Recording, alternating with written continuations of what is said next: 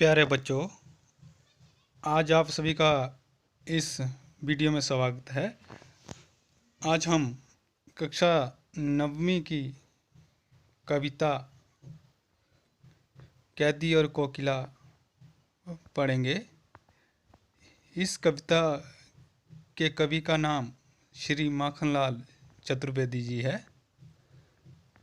माखनलाल चतुर्वेदी जी ने अपनी कविताओं में उस समय गुलाम देश की हालत को बयान किया है।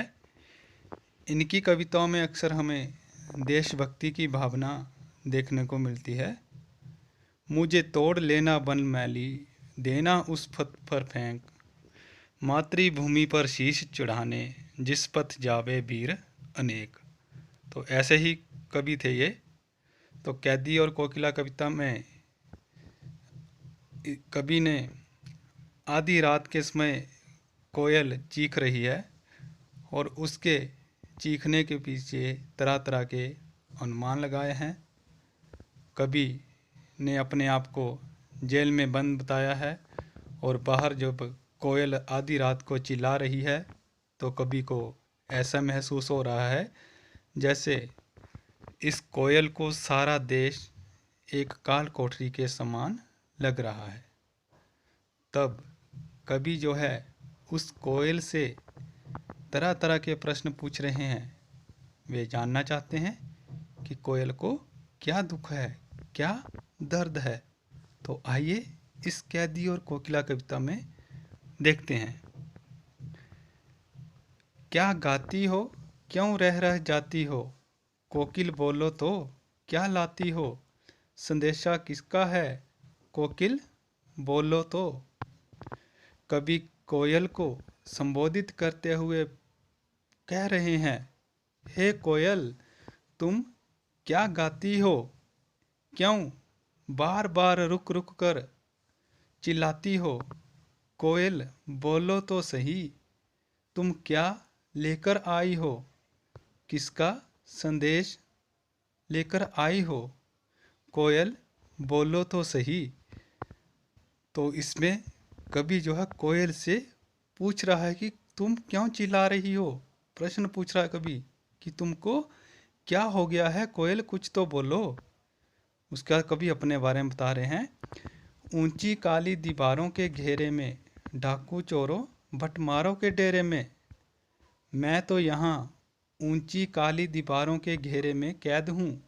यहाँ पर डाकुओं, चोरों और ठगों का डेरा है। तो जेल में जो है डाकू हैं कवि के साथ, चोर हैं और ठग हैं जो ठग लेते हैं। तो लूटने वालों को ठग बोलते हैं हम। जीने को देते नहीं पेट भर खाना, यहाँ पर जीने के लिए पेट भरकर खाना भी नहीं दिया जाता। मरने भी देते नहीं, तड़फ रह जाना, हमें यहाँ मरने भी नहीं देते, यहाँ पर तड़फ तड़फ कर हमें रहना पड़ता है। जीवन पर अब दिन रात कड़ा पहरा है, शासन है या तम का प्रभाव गहरा है। हमारे जीवन के ऊपर अंग्रेजों ने दिन रात कड़ा पहरा लगाया हुआ है। ये शासन है या फिर अंधेरे का प्रभाव है। हिमकर निराश कर चला रात भी काली, इस समय कालिमा माई जागी क्यों तू आली। चंद्रमा भी ऐसे लगता है जैसे हमसे निराश होकर चला गया है और रात भी पूरी तरह से काली है।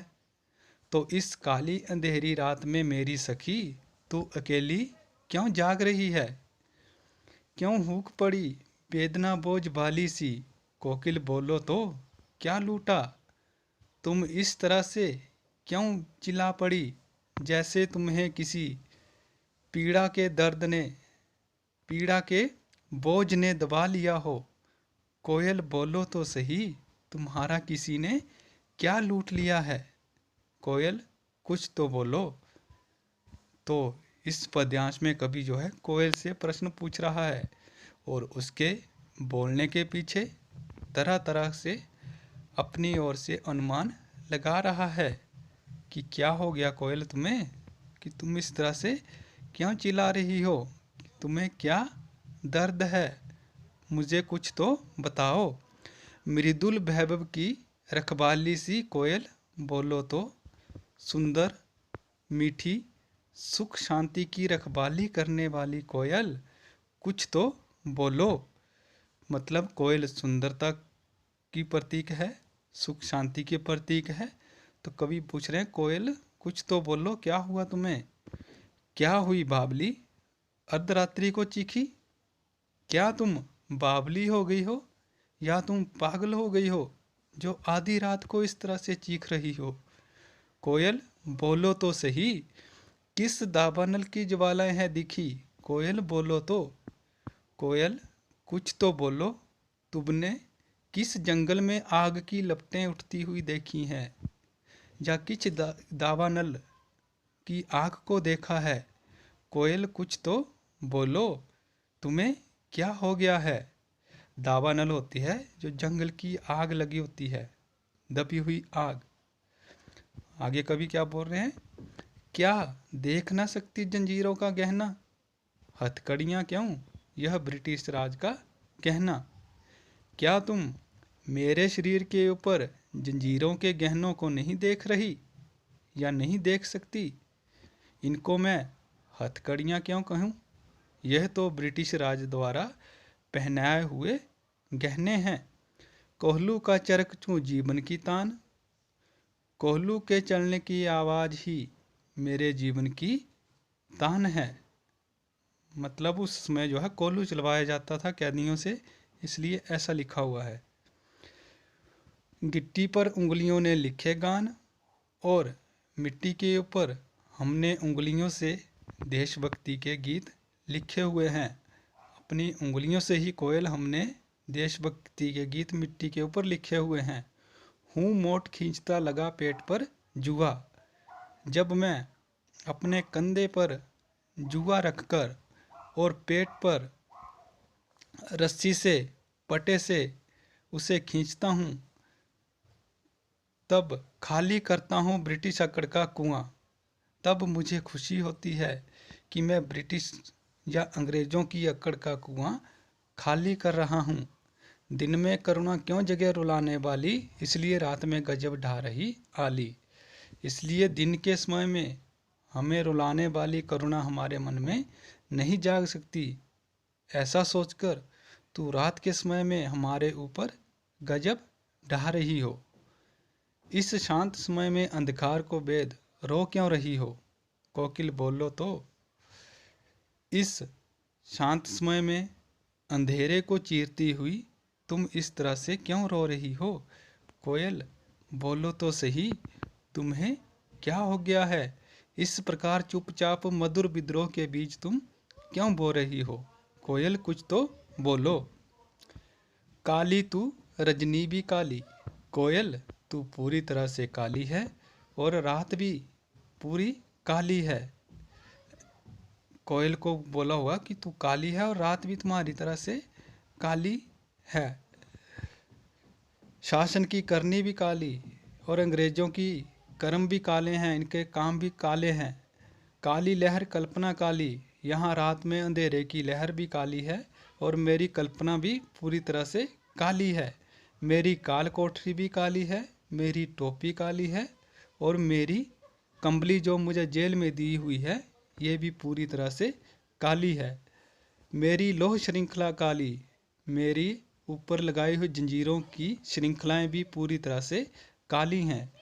पहरे की हुंकृति की ब्याली, उससे हमारे ऊपर सांपन की तरह पहरा लगाया गया है, जो हमें बार बार उस नागिन की तरह डसने को आता है। तिस पर है गाली ए आली, और उसके ऊपर से ये लोग सखी हमें तरह तरह की गालियाँ भी देते हैं। इस संकट सागर पर मरने की मदमाती, इस सारे संकट सागर को देखकर कई बार मन में मरने की मस्ती उत्पन्न होती है। मतलब अपने देश के ऊपर कुर्बान होने का जोश हम में जागता है। कोकिल बोलो तो अपने चमकीले गीतों को क्यों कर हो तैराती? कोयल बोलो तो सही, अपने सुंदर गीतों को इस तरह हवा में चारों ओर क्यों बिखेर रही हो? तुझे मिली हरियाली डाली, मुझे नसीब कोठरी काली। तुझे तो बैठने के लिए वृक्षों की हरी भरी डालियां मिली, लेकिन मेरे नसीब में तो ये काली कोठरी है। तेरा नभ भर में संचार, मेरा 10 फुट का संसार। तुम्हारा संसार पूरे आकाश में है, और मेरे लिए जो तो ये 10 फुट की काल कोठरी ही मेरा संसार है। तेरे गीत कहावे वाह, रोना भी है मुझे गुनाह। तेरे गीतों को सुनकर लोग वाह वाह करते हैं, लेकिन जेल में मेरा रोना भी गुनाह है। देख बिस्मता तेरी मेरी, तिस पर बजा रही तू रणबेरी। तुम अपने में और मेरे में फर्क देखो, मतलब तुम तो खुले आसमान में कहीं भी घूम सकती हो, और मैं तो जेल में बंद हूँ। मैं तो तब यहाँ पर दुखी हूँ। तो तू तो फिर भी जो है रणभेरी युद्ध का नगाड़ा बजा रही हो। क्या तुम मेरी तरह देश को आज़ाद कराना चाहती हो, या देश गुलाम नहीं रखना चाहती हो? तो कोयल के बीच और अपने के बीच, आपके बीच कवि ने यहाँ पर तुलना की हुई है। कवि कोयल से पूछ रहा है कि तुम्हें क्या दुख है?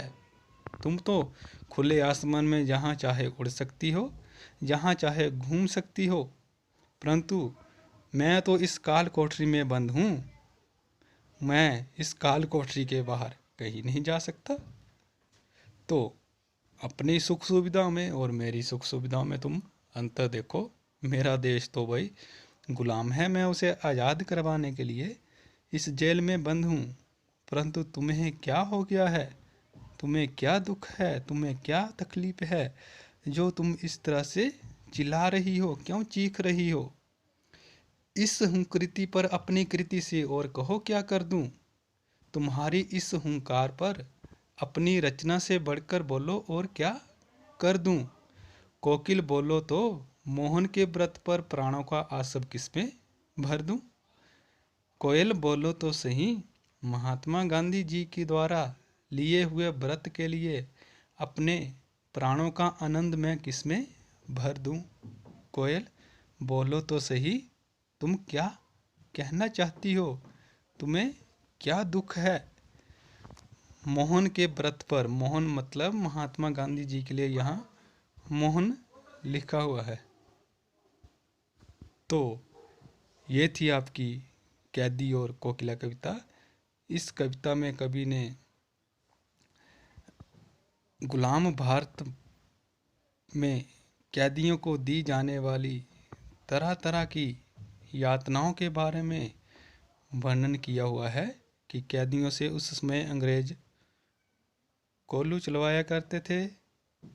उनको जेल में तरह तरह की गालियाँ दी जाती थी, उन्हें पेट भर खाना नहीं दिया जाता था। परंतु उस समय जो हमारे देशभक्त थे, उनका हौसला उससे कम नहीं होता था। वह खुश होते थे कि हम देश को आज़ाद करवाने के लिए यहाँ पर बैठे हैं, और देश उन सभी स्वतंत्रता सेनानियों के बदौलत हमारा देश जो है आज़ाद हुआ, और आज हम आज़ाद देश में सांस ले रहे हैं। तो ये थी आपकी कैदी और कोकिला। अगली कविता के साथ फिर हाजिर होंगे, तब तक के लिए धन्यवाद।